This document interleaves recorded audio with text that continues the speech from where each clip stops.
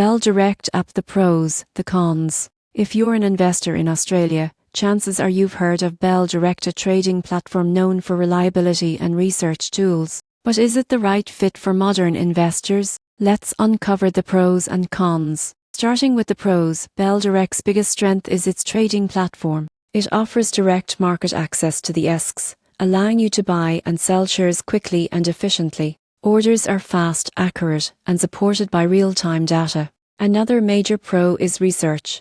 Bell Direct provides daily trading insights, analyst reports, and advanced charting tools. For investors who like to make informed decisions, this is a massive advantage. The fee structure is also transparent. There are no hidden costs, and brokerage fees are competitive, especially for frequent traders. Now, the cons. The app's interface is functional but not the most modern. It's built for performance, not aesthetics. Also, while it supports the Australian market well, international trading options are limited. The surprising truth? Bell Direct isn't trying to be flashy. It's built for serious investors who value reliability and speed. If you care more about execution and research than fancy visuals, this app delivers. In short, the pros: real-time trading, strong research tools, and fair pricing make Bell Direct a solid platform for anyone looking to trade smartly in the Australian market.